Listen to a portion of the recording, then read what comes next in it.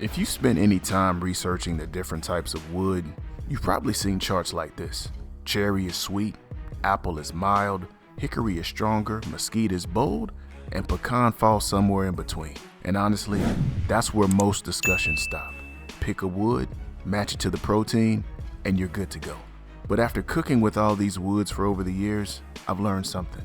The wood species is only part of the story. If you think about it, the same chunk of hickory can produce completely different results depending on the grill you're cooking on. That's the part most people never talk about. Most folks focus on the wood itself. What they don't realize is that grill size, airflow, and smoke concentration can have just as much impact on the flavor as the wood species. Take a Weber kettle for example. It's a relatively small cooking environment, which means smoke tends to stay closer to the food. Because the cooking chamber is smaller, it doesn't take much wood to create a noticeable smoke flavor. In some cases, it can be surprisingly easy to oversmoke food. Now, compare that to an offset smoker. Smoke is constantly moving through a larger cooking chamber and exiting through the exhaust stack. That means that exact same chunk of wood can create a different flavor than it would on a kettle. The wood didn't change, the environment did.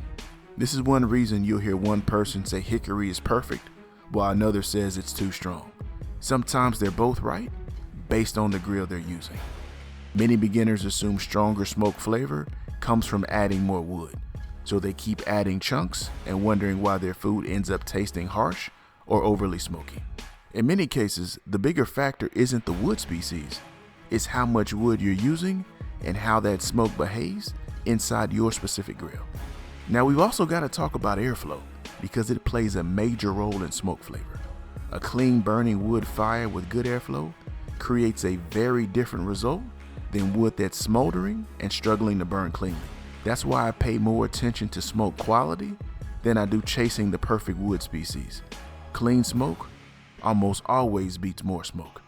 And if you're not sure how much wood to use, start with less than you think you need, especially if you're cooking on a smaller grill. So before you worry about whether cherry is better than pecan or hickory is better than mesquite, spend time learning how your grill handles smoke. Remember, great barbecue isn't just about choosing the right wood. It's about understanding how wood, fire, airflow, and the grill design all work together. So the next time you're looking at a wood chart, remember that chart is only the beginning. The goal isn't to find the perfect wood.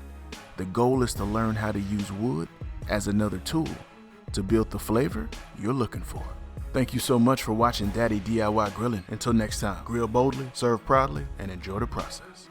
I want to give a big shout out to our channel members. It's because of your generous support that we're able to keep creating and sharing these grilling resources. You're a huge part of this community, and we couldn't do it without you.